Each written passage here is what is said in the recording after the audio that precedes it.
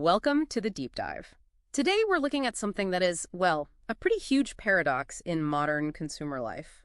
The gym membership. Exactly. It's this massive, $32 billion industry. And it's built on a foundation that's just completely counterintuitive. The idea that its customers won't actually consume the service they're paying for. Right. We're getting into that whole cycle of, you join, you stop going, but you keep on paying. And our mission for this deep dive is to really understand why.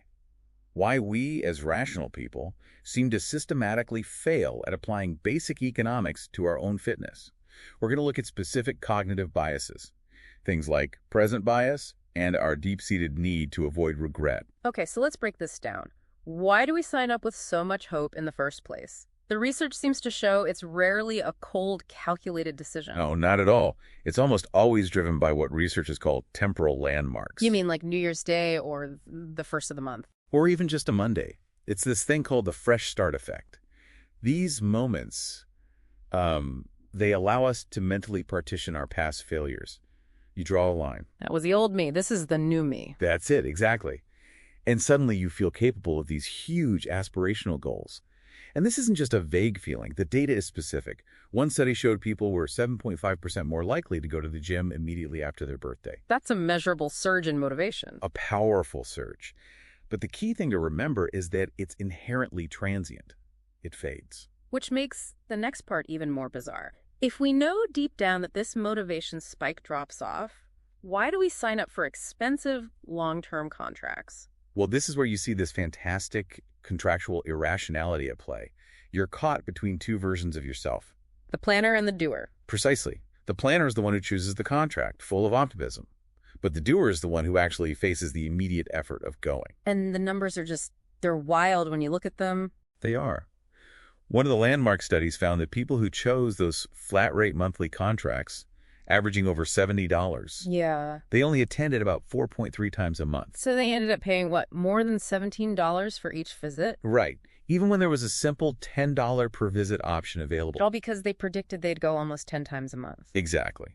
The planner makes a decision based on an ideal self, but the contract ends up punishing the real self, the doer, every single month.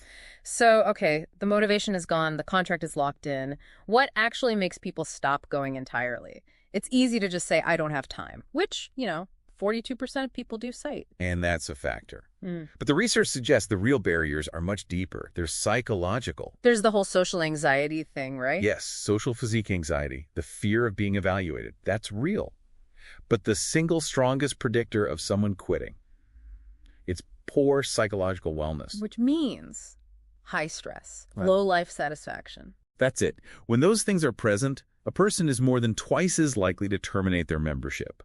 It's a much bigger factor than their actual physical fitness level. So people don't quit because they're out of shape. They quit because their mental and emotional resources are just gone. They're completely depleted. That brings us to the final stage, the one that I think everyone finds so baffling. The usage drops to zero, but the payments continue. Why? It defies all logic. It's what you could call quiet inertia. And it's driven by a powerful mix of biases. First, you have the good old sunk cost fallacy. I've already invested so much I can't stop now. Right. But it's also about identity commitment. Just paying that monthly fee serves as an identity signal. It lets you still think of yourself as the kind of person who goes to the gym, even if you don't. It's the illusion of progress, or at least the potential for it. Exactly.